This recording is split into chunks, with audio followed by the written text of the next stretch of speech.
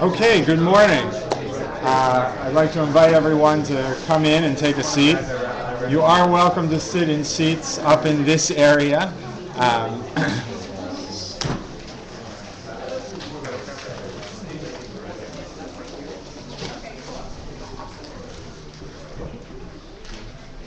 So good morning. On behalf of Open Source, a Halacha think tank, I want to welcome you to today's Yom Iyun. My name is Ethan Tucker. I'm the director of Open Source, and I'm really delighted to see all of you here at the West End Synagogue, the home of Yeshivat Hadar. First, a few just logistical announcements before we get into the substance of the day. You should have the day's program in front of you. I've gotten one at the registration desk downstairs. I think the schedule is fairly self-explanatory. If you have not already downstairs indicated the sessions that you intend to attend, please do so at the registration desk downstairs after the opening plenary. There'll be a short break between the opening plenary and the first session. That will enable us to assure that we have the correct number of copies.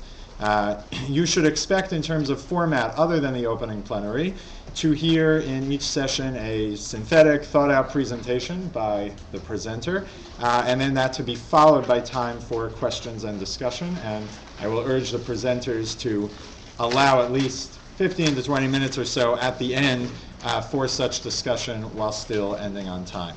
Also, those who ordered lunch in advance, it will be provided. Others who did not, you can avail yourself of the many establishments in the neighborhood, and we have information about that also available. And for those who only registered for the Yom Iyun as walk-ins today, volunteers are available to make sure that you are properly registered, and we just ask you to provide us with contact information so we can keep you abreast of upcoming activities here at Open Source. So, this think tank was founded in an effort to further a public conversation about halakha that many of us felt was not being had. A conversation that would combine historical sensitivity with religious commitment, and one that would understand that the truest reverence for halakha is one that seeks to understand the underlying values that inform the discipline that Jewish law and practice demands. This Yom Iyun, I'm proud to say, is really a landmark day for that enterprise, in that it is bringing this conversation into its most open and public forum to date. Today I would suggest to you is a Yom HaTava l'Rabbanan, a great day for the Rabbanan, in two senses. One is in the sense that my hope and expectation is that it will be a very good day for those of us who are rabbis, fans of rabbinic literature, etc. That much interesting Torah will be taught here today in this building, and that the conversation about halakha that we're engaging today promises to be fruitful and enriching. But it is also a Yom HaTava l'Rabbanan, a great day for our sages of blessed memory, for Chazal. And I want to say a few words about why I think that's the case. We're here today because there has been a stirring in recent years, still small but significant, among those of us who believe that halakha should mean something, should be about something. We seek a halakha that is not just worthy of obedience, but that is worthy of respect. A halakha that does not ask for submission despite ourselves, but rather one that invites us to take up the mantle of responsibility to speak the language of Chazal in the contemporary world. Contrary to those who see the acid test of halachic commitment as irrational or at least non-rational fealty to an inscrutable divine will, the presenters you will hear today share a conviction that we are engaged in the same enterprise that has animated halachic discourse for millennia. The effort, undertaken often with great humility and trepidation, to understand how God's word and a vision of goodness ought to be played out in our contemporary world. The presenters are a group of budding scholars and teachers who, for all their grappling with Chazal's legacy, strive to identify with the values that underlie our sages' teachings, to own those values and to apply them to our lives. And so it is a Yom HaTava l'Rabbanan, a good day for our sages. when so many people gather to understand their words, to drink deeply from their wisdom, and to seek their good counsel in chartering a religious path forward. You will not hear anything today about tradition and change, a slogan that presumes alienation from a static conversation, as all remaining energy is poured into testing the limits of the possibility of escaping it. You will hear little about questions of Chazal's authority over us. Their authority is presumed and embraced, as is the dynamism of their teaching and the multiplicity of its applications. This, in short, is an inside conversation, one that wears rabbinic sources with comfort and genuinely seeks to hear what those sources say and how those who listen to them today react and respond. There are many wonderful folks gathered here today. One person is sorely missing. Rav Elisha Anshelovitz, a Yadin graduate of Yeshiva University, a teacher of Torah at, among other places, Yeshivat Ma'alei Gilboa and Pardes, has been a teacher and mentor in one way or another to all those presenting today and to many here in the Kahal. He has been a visionary and pioneer in articulating this direction for contemporary halachic discourse and in imagining what a revived halachic conversation can and ought to look like in the broader Jewish community. Rav Elisha has graciously submitted a paper that is already available on some of the tables downstairs. We'll make a few extra copies at lunchtime. But I want to quote 2 points from it briefly by way of inviting all of you into the proper posture to get the most out of this day. The first point goes to one of the basic elements of looking at halakha as a discourse of values. The ability to see beyond the details and local application of a text in order to arrive at an underlying motivating concern. The search for values in halakha presumes that the details are dots that must be connected in order to arrive at the larger picture that communicates a larger truth. Rav Elisha quotes Rav Moshe Mordechai Epstein, the Rosh Yeshiva of Slobodka in the late 19th and early 20th century, to this effect. Ikar yediyat haTorah lo bekiyut v'tzurat hadvarim, ach ikar hayediyah hi svarat vehavanat hadvarim. Im echad baki behalacha achat ve'eno yodea svarat vehergesh hadvarim, lo nuchal lomar ki chaser lo miktzat hadavar, ach kol hadavar chaser lo. Ki ikar hadavar hu svarat hadavar. ועל ידי זה, על ידי הסברה, מתהפך הדינים היוצאים מן הקצה לקצה.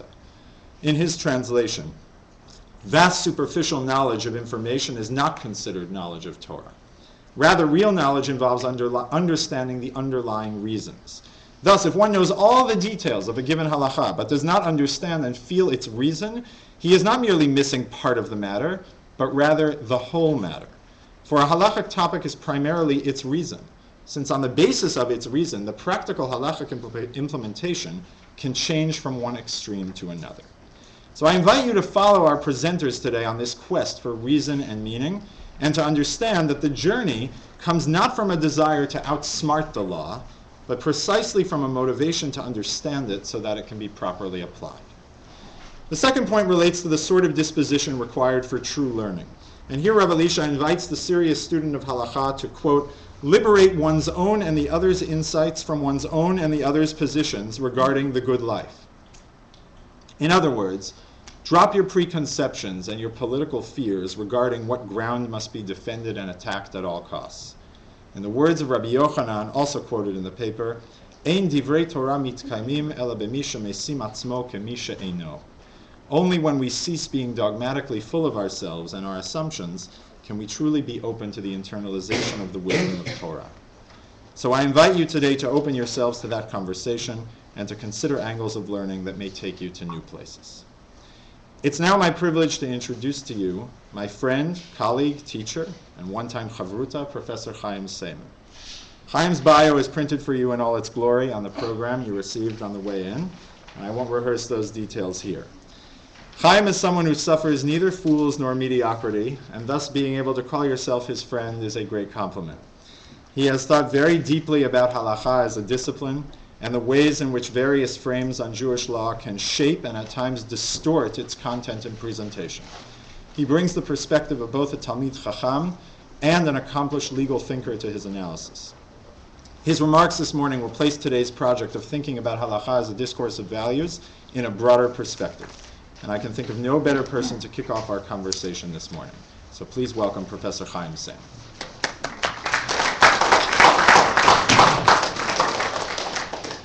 At some point, I'm going to get him back for all that, but I'll figure out exactly how. Talking after Rav Eitan is scary for a variety of reasons, but I just, liftoach b'chavod achsanya. It's been about 10, 12 years since Eitan and I were chavrutas, and we argued then.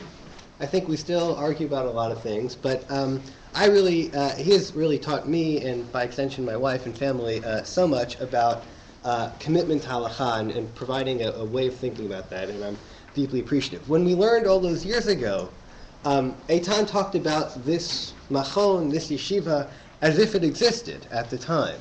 And I'm like, dude, this guy's like just whacked. And he just like spoke like, no, it's here, it's like Ba'ain. And it's truly satisfying for me to come and to see that this thing, that was in his mind, and I thought it was just nuts, actually exists and has accomplished so much to date, and I think is only at the beginning. So I take a lot of pride and really joy in being here and watching something that a good friend had sort of thought about for so long, so intensely, come into fruition. Now, what I want to talk about today is to sort of frame the conversation as I see it, and to use the sugya of halanat schar sachir, withholding a worker's wages, which is primarily in Bava Metzia, as a sort of vehicle to get us to think about different frames and different ways to think about halacha and halachic discourse. Now, I think we'll start by saying, does halacha speak the language of ethics and morality? When I ask this question, and whether I speak at a more Haredi yeshiva or at a university or wherever it is, it's funny. The one thing I always get is the answer is of course to this question. Of course halacha is about ethics. Of course halacha is about morality. That's probably the only similarity I get, but I always get that. And then I say, well, really? I said, what is the Hebrew word for ethics? The rabbinic word? And we always get the silence. It says, what about morality? What about virtue? I said, if I knew a little Greek, I could tell you the Greek words for these things. I know they exist. There are no rabbinic words for these. Let's talk about other important words, important for us, that don't seem to exist in the classic rabbinic canon. Politics, philosophy, democracy, theocracy, even theology, autonomy, universalism, particularism, culture, sexuality, theory. Basically, the canon does not have any of these abstract, conceptual, maybe philosophic terms that we use and need to structure our reality. On the other hand, let me throw out some terms that any halachist is familiar with. Kimle b'derabamine, chati chanaset nevela, sveik sveika, breira, davar sheish lo matirin, kinyan dvarim. To try to translate these is ridiculously impossible. These are mid-level, these are conceptual, they're abstract, but they're insanely legal. Most of us, certainly when we step outside the Daled Amot Shel Halacha, could probably live our lives just fine, having never encountered any of these terms. And yet, this is the way halacha is put together. These terms form the backbone of its structure. So we ask something very difficult. We have ourselves in halacha. We say, hey, we live here today under our conditions. All these terms, the philosophical terms or the Western canonical terms, are really important to us. That's how we think of reality. We also think halacha tells us who we are, where we're going, what we're supposed to do, but it doesn't talk our language. The language we want it to talk, it doesn't. And the language it talks, we don't really understand. That's a tall order, and I think that that's what I call the question. To me, the question which I've probably been asking in one level or another for many, many years. How does this work? Why is it that our tradition is so good at the small legal particular? And as soon as you ask it to sort of move away from that, it sort of loses it seems to lose its bearing. How do we understand this sort of insatiable, I'm a law professor, so I love this stuff, insatiable appetite for legal details. Now, whether I became a law professor because I was in yeshiva or the other way around, I don't know. But some people who are not plagued by this disease, how do you understand it? Why is it that the Gemara can go on and on and on and sort of just keep on pounding away at all these little things, and then as soon as you step back, you seem to be in a vacuum? I call that the question of halakha. I think the first people to sort of ask this, or to try to address this, is what I'm going to call the Tamei HaMitzvot crowd. I'm thinking here of like the Rambam, the Sefer Chinuch, maybe some of the Gaonim, the rationalistically minded Gaonim and Rishonim, who thought to marry some sort of Greek philosophical ethics, usually based on Aristotle, with the mitzvot. Now they were preceded to some degree. I mean, Philo, who lived before Chazal, did something like this, but of course without not taking Chazal into account. But it's really, we might think of the Rambam as being the sort of core character in this narrative. Are the first to try to make this move. And basically, overgeneralizing a tremendous amount, what he said was, it's true that the Greeks thought about this in a kind of more structural and philosophic manner. But really, that's what the mitzvot are. They're teaching virtues and they're teaching ethics. And maybe the machloket between the Jewish and the Greek version is that the Jews always thought, in other words, practice, doing it, teaches you the virtue, whereas the Greeks maybe thought sort of speculation was it. But that's really what the mitzvot are about.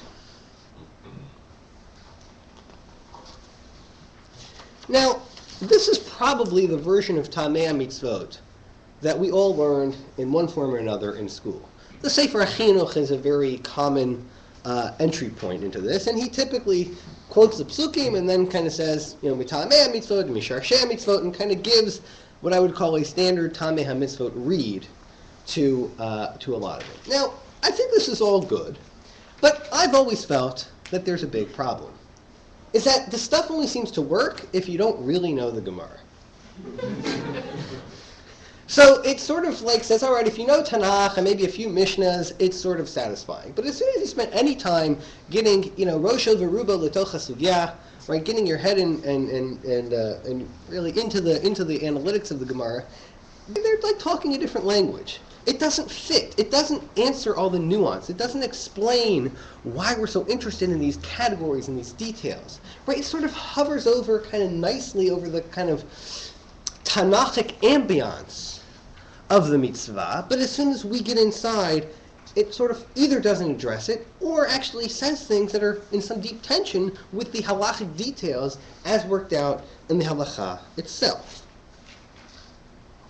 So I thought rather than talk abstractly, let's kind of look at this, and I hope everyone has this handout. Let's look for a second at the psukim. Again, this is the issue of halanat schar sachir, probably translated as withholding a worker's wages. There are two psukim, one in Vayikra and one in Dvarim, three actually. And in Vayikra we say, Lo ta'ashok et re'echa, v'lo tigzo, v'lo talin pulat sachir itcha ad boker. Which, in the translation that I found off the internet, which I believe was some more proper one, says, you shall not oppress your neighbor or rob him. The wages of a hired servant shall not remain with you all night until morning. In Dvarim, it's a little more complicated, a little more interesting. Lo ta'asok schar ani ve'evyon me'achicha, o megercha asher ba'artzecha bisharecha, rather biyomot titan scharo, v'lo tavo alav hashemesh ki anihu, ve'elav hu noset nafsho, v'lo yikra elecha el Hashem v'aya b'chachet.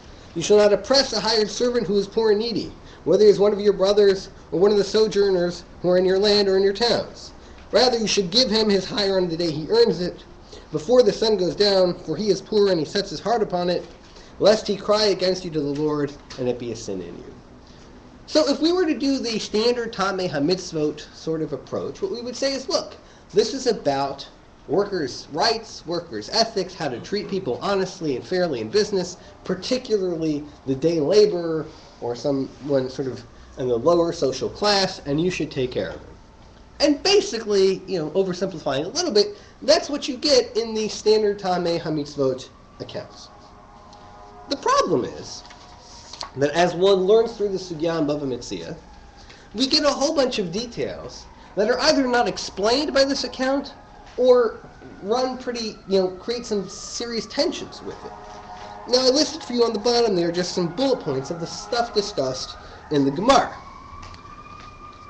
One is that the prohibition only applies if the Baal Habayit, if the hirer has money. If he has the money in hand, that's when halanat sachir applies. But suppose I hired a worker without having any money, I'm putter. The halacha doesn't apply to me. Now, this seems kind of funny, right? We would think maybe the opposite. It's much worse to go and hire someone when you know at the time you have no chance of paying him, right, than whether you could but don't. Another example is that Isur only applies the first day, or it's really more technical, the first time period afterwards. Thereafter, day 2, day 3, day 4, day 5, the Isur doesn't apply. Again, we would think, well, maybe it should be the opposite, right? Withholding the wages might get increasingly worse. Now, we can maybe argue about can you fit it in or not. I think the important point is that the Tamei HaMitzvot literature doesn't even try. These things are not accounted for. Let me go for another slightly more complex example. In the Mishnah, we talk about a po'el, which is a day laborer. In other words, the way he's hired is he works for X amount of dollars per day. The Mishnah and the Gemara then turn to ask, what about a kablan? What about what we would call a contractor or a jobber? In other words, someone paid for the job. Is he part of the Isur or is he not? Now, I think if under any way of viewing this, we have to ask what the rule should be. Under the, quote, ethics approach, or the Tamei HaMitzvot approach, we say, well, what's the purpose of this halacha? And are there morally salient differences between the guy paid by day versus the guy paid by job? I think that's the way you answer that question. What I want to show is that that's not at all the way the Gemara thinks about the question. The Gemara thinks about it like a lawyer would. It says, well, it depends on this technical Talmudic concept called whether uman kone b'shvach kli, which basically translated means, what is the transactional structure of what happens when I hire someone to do a job for me? In other words, pay by the job. So the Gemara says like this. So suppose the case is typically, I hire someone to build a chair for me. So did I hire him to build a chair? In other words, almost paying him per hour? Or is really what happened is, I contracted with him for him to sell me a chair. So the Gemara says like this. If you think uman kone b'shvach kli, as he's building the chair, he, the carpenter, acquires rights in that by virtue of his labor, then what's really happening is he's going to sell it to me at the end. If he's selling to me at the end, our transaction is one of mekach u'memkar, of a sale, rather than schirut, rather a hire. However, if you hold ein uman kone b'shvach kli, that the way you conceptualize this transaction is that I'm basically just hiring him for the job, then he would be subject to the Isur. Right? Our relationship is such structure. Now, for the lawyer, this has a lot of appeal. There's a category, we need to define it. How are we going to define it? Based on its legal properties. Now, I just don't see how this way of thinking about the problem at all tracks any sort of ethical conception that the Tamei HaMitzvot people would talk about. I mean, how the law chooses to conceptualize a certain transaction, which might be based on how we choose to verbalize it, does not seem morally salient to the power structure between the hirer and the hired in such a way that which should impact whether the Isur applies to this person or not. Now I want to go a step further.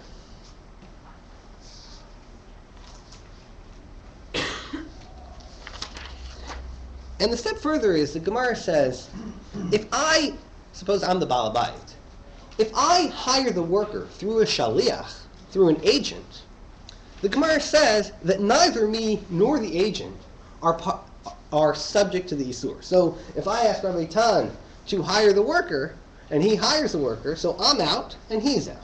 I'm out because I didn't hire him. In other words, I'm not subject to the Isur. And he's not subject to the Isur because he's not withholding the wages. The wages are being withheld with me. Such that if we think of it in a very categoric term, any lawyer knows that just give me the rules and I'll tell you how to get around them. That's what we do. And that's, now even more amazingly, rather than the Gemara kind of saying, hey, Gevalt, you can get around this, is, you know what? Meremer and Mar Zutra, that's what they did. Meremer and Mar Zutra seemingly routinely would hire workers for each other so that they would not be subject to the Isur. Now I come back to our friends at Tamei HaMitzvot and say, like, help me, like, what are you going to say here? And interestingly, they don't say a whole lot. It's like they sort of like don't think that this is part of the data set they need to explain. The Rambam has this version that he's just explaining Tanakh, and I'm like, okay, that'd be nice if we lived Tanakh, but we live halacha as understood through the Mishnah, Gemara, and the Poskim, and that's what needs explaining. Now, I think because of the understandings, or maybe because, or another way to look at this sort of starts from the opposite conception. I'm going to call this the Brisker approach, but I'm going to use the term very loosely. I'm going to also talk about things that are technically of the Brisker approach, but something that represents maybe sort of Eastern European approaches to the yeshivas in the past 200 years. And I'm going to stereotype here because it's much easier than actually going through all sorts of variations. Now, if the Tamei Mitzvah people started with the assumption that it's ethics, and then kind of ran into problem when we started pointing out the law, the Briskers start from the other way. It's law, buddy. And their issue is, but what happens beyond these categories? Now, a basic take is something like, the field of halacha is structured by legal rules and legal principles. In its most radical form, those legal rules, categories, and principles are hardwired into the structure of creation itself. They understand the famous Ma'amar Chazal, Istakel B'Oraitu Bara Alma, God looked into the Torah and created the world, as in God looked into the legal categories that make up Torah Sheba'al Peh, and the world reflects them. Therefore, as reported, but it's reported from Reb Chaim Soloveitchik, who said that murder is not bad because it's bad and tzedakah is not good because it's good. Rather, murder is bad because that's the way God structured the category. And tzedakah is good because that's the way God structured the category. Haypalemi Hashem davar. Could God not have structured the world the other way? Now, this is, of course, the most extreme version of the Brisker approach. It basically says that our intuitions are not what's relevant or important. It's all about the categories. If the categories match our intuitions, wonderful. If not, so what? That was never the question. So, for example, I don't think to kind of ratchet it back a notch, if I'm trying to sell my house to somebody, the way I do that is through this formal, predetermined mechanism of a kinyan, a mode of acquisition. If I successfully manipulate the levers of kinyan to effectuate the sale goes through. If I don't, no matter how much I want to sell, and no matter how much the buyer wants to buy, I just haven't gone through the right channels. And the kind of social angst about, yeah, but they really wanted to, just doesn't matter. So just like we could say, I can have all the Kabbalistic kavanos in the world, and if I eat matzah on the 14th of Nisan, you know what we say? Doesn't matter. If I take a lulav with a lemon, and I've dipped in the mikveh 73 times, and I've said all that stuff that they're now printing in the machzors, it doesn't matter. I just haven't done it right. And that's the way halacha works. We might think of it as taking a ritualistic conception of halacha, which certainly applies to some of it, and sort of spreading it throughout the entire realm, even, or maybe especially to those which seem to have a much more obvious social component. Now, before we rag on the Briskers, I think that there's a lot here.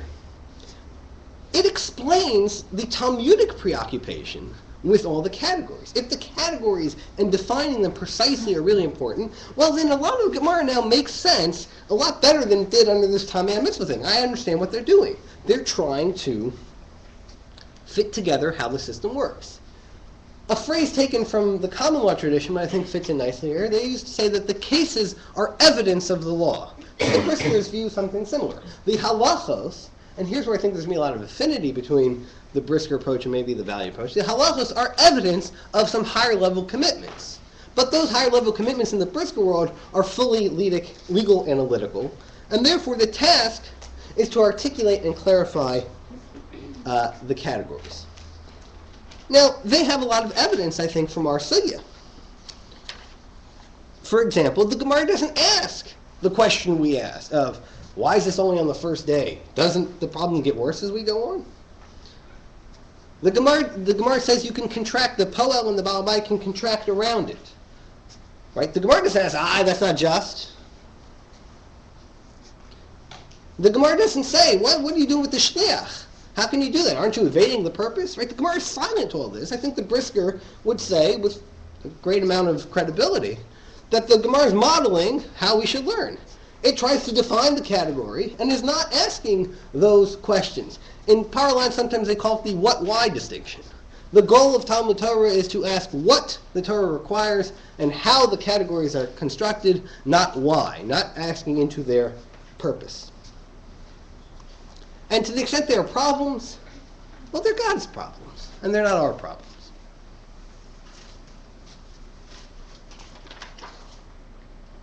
Now, of course, by definition, calling a category formal means to emphasize its formal properties and to take away its substantive properties. That's the whole point of formalism in any field, is to say rather than rethink the purpose all the time, we're going to use the form and let that guide us. Now, what are the drawbacks? I think there's one very interesting one that comes up in our sugya. Remember that we talked that the Gemara says that Meremar and Rav Ashi, I believe, would hire shlichim, right, would each appoint each other a shliach to hire their workers. The Tosafot say, they sort of ask our question. They say, how could they be trying to evade the halacha? And what Tosafot says is that, no, he was afraid that he would get caught up in something else, and that the polo would come and demand his wage, and he would be harried or harassed. He wouldn't do it. He would be over in the Isser. And that's why they did it. Now from there, it's just a small step to say, maybe that's what one should do. Maybe lechatchila, if I know I'm going to hire a worker, I don't know about the worker, but what I really don't want to do is be over the Isser. So let me hire a shliach, and to tell a shliach to hire the worker. That way, I'm putter, he's putter, and then I'll pay the worker on time. But if I don't, I haven't been over the Isser. Now this sounds crazy, but this is what the Shach more or less says. He quotes the Sefer Hasidim, and the Shach and Shulchan Aruch more or less seems to say that, therefore, based on this, one should transact this way.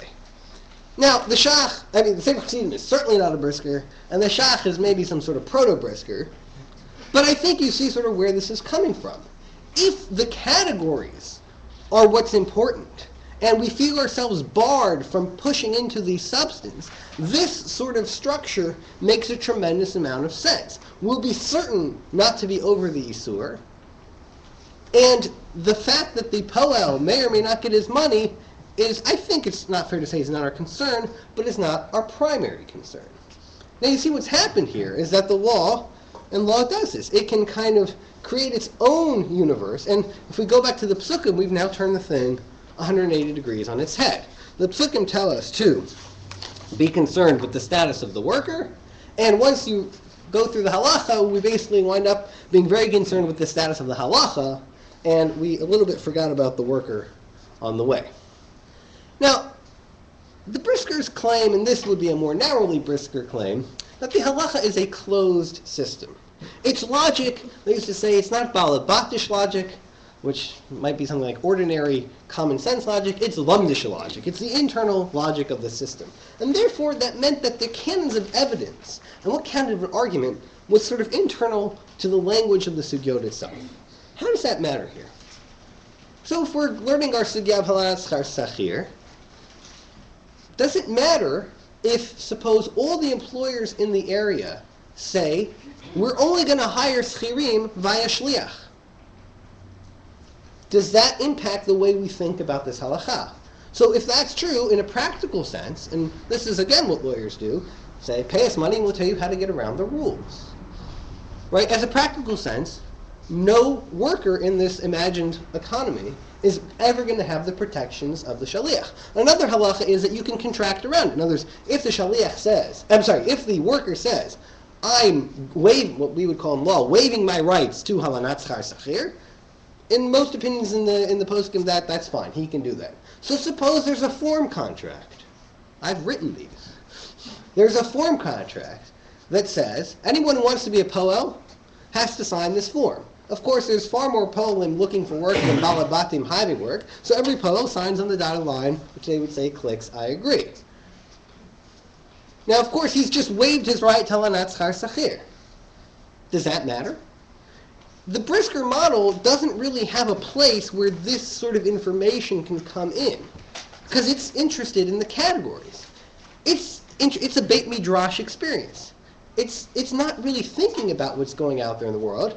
That's not really its concern. It has textual questions and textual problems, and therefore looks for textual solutions. Part of the way the system is structured, whether by design or simply by outcome, is to sort of wall off what happens outside and to say, we're here inside the Beit Midrash, let us see how we can best understand it. We could go the other way. Suppose that we're very machmir on all the halanat schar sachir things, so that everybody says, you know what, it's not worth hiring Jews. They're too expensive. I'm going to hire only non-Jews. And now what you've done is you've created a system of very, very strong halanat schar sachir protections, except that no Jews are getting jobs because they're too expensive. In each case, what we're saying is that the stuff that happens on the outside doesn't have a place to penetrate. Now, I think the Briskers have two types of responses for this. One is they say, look, that's true. But if you look at the tshuvot of the master halachicists, they always know how to kind of get this stuff in. It's true that they don't often overtly talk about it, and maybe they shouldn't. Sometimes I believe they shouldn't. But if you look, and maybe like a Rav Moshe Feinstein would be a great example of this, right? Rav Moshe sort of always eventually knows how to do the right thing, even though he doesn't talk about them quite this way. And now, I think that there's a lot of truth to that, except there's a little problem. It relies on a sort of maverick reading of a text, and it's somewhat episodic. It relies on the stature and the charisma of the posek. But what it does is it deprives us, the community of those committed halacha, of coming up with any way of systematically thinking about these questions. How should the question of sar sachir in an economy where there's far more workers than balabatim apply? If we're always going to rely on these sort of episodic maverick readings to kind of get the right answer, we lose the ability to figure out how to think about that. And I think that we need that. The only way we're going to understand how these categories are supposed to apply is by being able to talk about it, to test out different theories, and to test out assumptions. The other approach is what I call the Lifnim Mishurat Hadin approach. Now, Rav Lichtenstein tells this story, and I think it illustrates the point well. And the details might be a little off, but it's basically he was walking in Shari Chesed, that maybe still today, but one of those places in Yerushalayim where you can still have the different worlds of Yerushalayim meet. And there's an Arab merchant on his way to the shuk, and he rounds the corner, and all his fruits and vegetables fall off his donkey cart. And there's two, what seem to be Chiloni Jews, walking by, and they immediately see and they help the guy load up his fruit. And there's two yeshiva guys there who are all enthralled in the question of whether Prika to Ina applies here. And they're going back and forth with Xosas and Nesivuses, and are sort of watching this happen. And Rav Lichtenstein sort of always laments and says, why can't we have both? And what he would counsel, and has, is that of course you're supposed to help him. Whether the sugya applies, deal with that before, deal with that after, but don't sit there asking that question. I would say this is the Lifnim Mishurat Hadin approach. He says, yes, there's a law, but of course, sometimes you're supposed to go beyond the letter of the law. Usually the Ramban in Parshas Kedoshim is invoked in these sort of situations. Now, I think, again, it gets the right answer, but it sort of rips the rug out of what I thought were the best parts of the Brisker approach. The best parts of the Brisker approach is that they explained why we're always obsessed about these categories, why it's so important.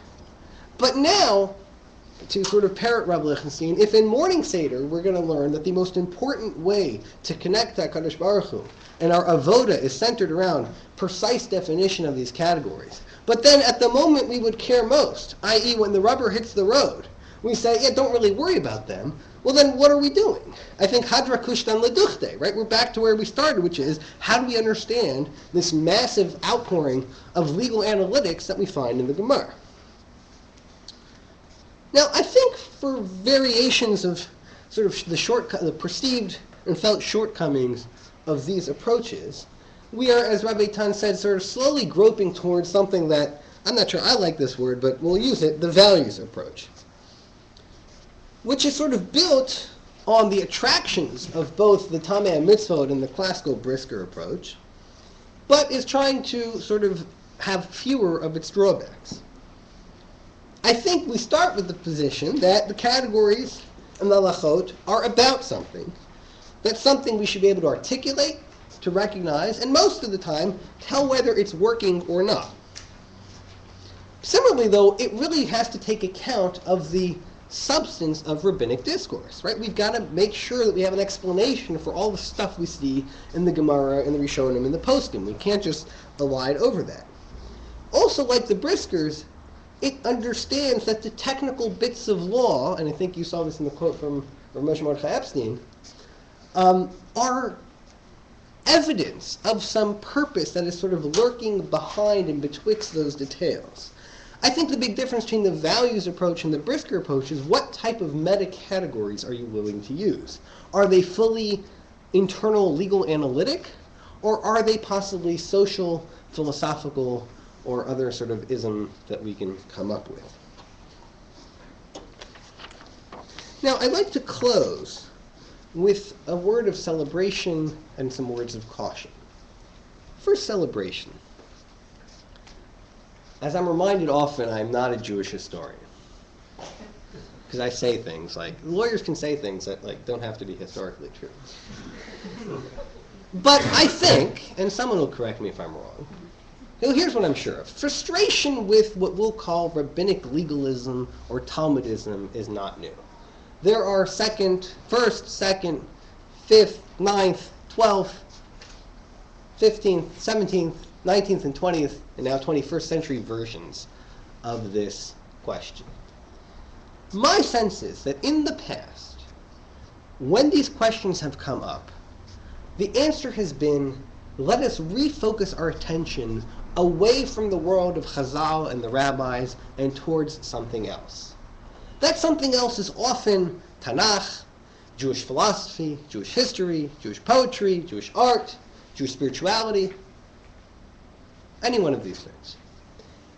And that's my sense, that in the past, when these questions have come up, those seeking to formulate responses have in one way or another, overtly or whatever the opposite of overtly is, quietly. Sorry, what? Covertly, there we go. I'm going to come in eventually. So overtly or covertly have said, this Talmud stuff, push it aside. I think you see this in the curricular structure of the rabbinical, what we call the non-Orthodox rabbinical seminaries in the 19th and 20th century. Right? Lots more Bible, lots more theology, lots more philology, lots more Jewish history, lots more focus on Jewish culture. And when we do look at the rabbinic system, we look at it with a sort of historic detachment, a story of how we got to where we are, but not a system that we live. I think what's interesting is, for the first time in the past 15, 20 years, there's a movement that we ought to come with all these questions, but that the answer is not to go look in other books and to sort of restructure what the canon is about, as much as to start to reconceptualize what it is that the Talmud and the Mishnah and the Talmud and its descendants are about. Now, to that end, I sort of on the back of this page, I won't go through them in great detail, sort of listed what I think are the emerging themes of this values approach. And these are just my thoughts, so they'll probably be proven false through the course of the day. But I think the first thing, and I'll just highlight them quickly, is a literary sensitivity particular to the structure of the Sugya and the Talmud, attempt to reintegrate halakha and agadah, and to say that sometimes even, quote, halachic sugyas can be telling us an agadic message, which is more about a framework and a perspective for solving difficult personal and societal problems than a series of rules that are sort of mandated in this rigid form. I think the second thing is to say to repeat what we said before, that halachic categories are substantive, that their interpretation has and should be performed with an awareness that law accomplishes and does things in society, and that we ought to pay attention to that. That the legal debates in the Talmud and the post-Talmudic literature are different attempts by Chazal and the Chachamim to weigh the pros and cons of different ways of constructing a mitzvah and conceptualizing it. Moreover, that the discourse of Chazal invites us to participate in the ongoing dialogue of figuring out how to concretize Hashem's mitzvot in our lives. To borrow a phrase from a legal philosopher, we might say that halacha is authoritative rather than authoritarian. The third thing, I think, is that you can't discuss law solely from the analytic textual perspective. You have to understand that law does stuff in the world, and we ought to pay attention to what's going on in the world as we structure and restructure the legal categories. 4, I think, is a greater awareness that when we talk about the halacha, it's actually a bunch of different strands of a tradition that are sort of constantly in dialogue with each other, and that we can't find an answer that fits everything. It won't. What we look is for what people now call the best reading, the sort of most appropriate way to stitch these various things together, understanding that some of that, maybe much of that, will come from the technical language of the sugya, and other will come from values that are implicit in the system, but might not be local values as much as they are global values. And finally, that learning and thinking about halacha must begin from the classical sources. We need to be aware of their complexity and nuance, but that halacha, if it's not going to just talk to the world that existed at the time of the Gemara, we're going to have to figure out how to translate it into our language. I always talk about this of, is the sugya still there when the Gemara is closed? If you're only using Gemara words, then I don't find Kimle b'Derami Mineh anywhere in the street. And if we're only going to use those terms, then the second we've closed the Gemaras and walked out of the Beit Midrash, the sugya is not with us. If we figure out a way to convert those terms into terms that we do deal with, I think then it's Belech lecha b'derech, b'shoch b'chalav kumecha. Now, my final word of caution, and I want to return to the sugya we dealt with before. Recall that when we were trying to figure out whether the kablan is within the scope of the isur of Baal Talim, the Gemara said that it turns on this question of whether uman kone b'shvach kli or not, whether the what we'll call the jobber, right, the guy hired per job, acquires rights to the thing as he's building it. Based on that, the Rishonim say there's basically 3 categories. So if I hire someone to carry a letter for $100, certainly he's not adding any value to the letter. So there, L'Kule Alma, according to everybody, he is within the scope of the Isur. Right? If I go to Bob's chair manufacturing and say, Bob, here's some wood, build a chair for me, and Bob does it, that's where there's a machloket in the poskim. Because the question is, how do we understand it? Is Bob selling me back a chair, or am I hiring Bob to build me a chair? Finally, if I go to Jim's construction, and I say, build me a chair, but Jim has the wood himself and fashions me a chair, then, Kuli Alma, I've just bought the chair from him, he's not within the Isur. That's, if you look in Shulchan Aruch, the way it basically boils down. There's a temptation here from the values approach to say, I understand what's going on here. It's true that whether Uman Kona B'Shvach clear or not doesn't seem to have anything to do with the underlying morals or ethics of this Isur. But notice what happened. We have a continuum of 3 workers. The first guy is probably the most unskilled, right? He's hired just for his muscle, right? To carry the letter or do whatever. He's the lowest class of worker. That's why he's Vadai within the Isur. The middle guy is skilled labor, right? And a little bit higher, that's why it's machlokas. And the last guy, not only is he have skilled labor, but he clearly has access to capital, because I don't need to give him the wood, he can get the wood himself. So he's the highest form and therefore doesn't need the Isur. This is tempting, except the words ani v'ashir, which is basically what we're talking about here, are not outside of the Talmud's conceptual imagination. They know how to say that. In fact, in this very sugya, they tell us, vein ba'ani, vein ba'ashir. So if I were to try to reconstruct the categories to, quote, reflect this value, I would need to explain why is it that the Gemara talked about uman kona b'shvach kli, and I keep on trying to reform that into ani v'ashir, words that are perfectly within the conceptual imagery of the Gemara itself. Now, the final question is that at some level we're talking about what lawyers call levels of generality, right? There's a temptation on this values approach to constantly liberate the halachot from their fact-centric context to expressing other ideas. As I said, ours is not the first generation to ask this question. Arguably, no sooner did the first rabbis get on the scene, someone asked this question. He's known as Saul, but a lot of people call him Paul. And I think it's not incredible, in fact, a wholly credible reading of a lot of what's going on in Paul and in the New Testament itself, is that they're saying, hey, why are you guys obsessing over all these details? The Sabbath is not for man, but man is for the Sabbath. Did I get that wrong? Maybe. To show you that it's not Torah, right? Right? If you look at Masechet Mikvaot, to take another example, it asks the following questions. You're supposed to dip in a pool of water. What do you mean by dip?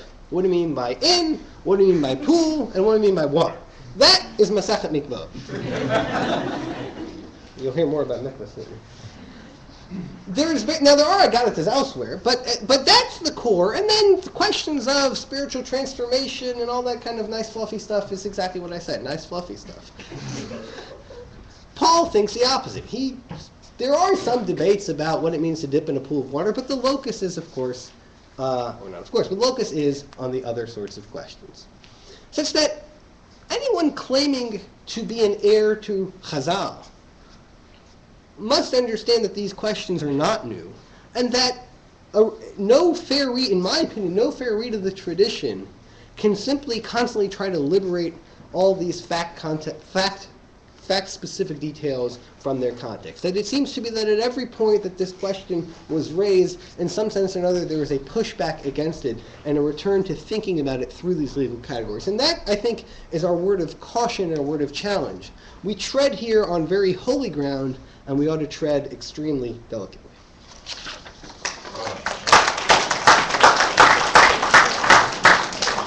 So we will hold the many questions and thoughts that this talk has raised, hopefully to sprinkle through the presentations throughout the day.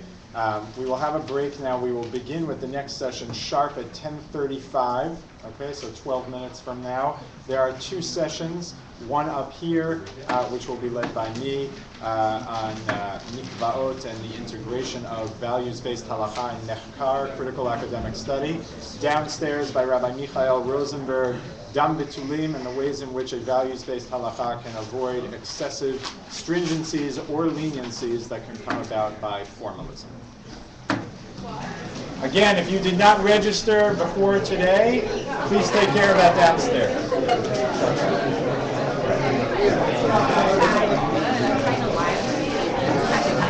Be around.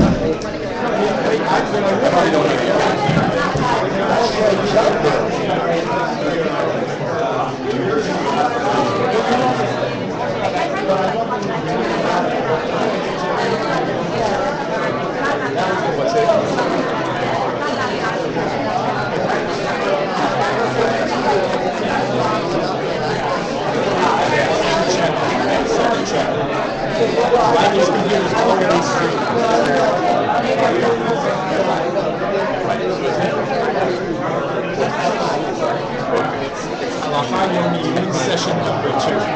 Now, I'm not going to be able to, I don't know what the registry requires, but if you get another picture,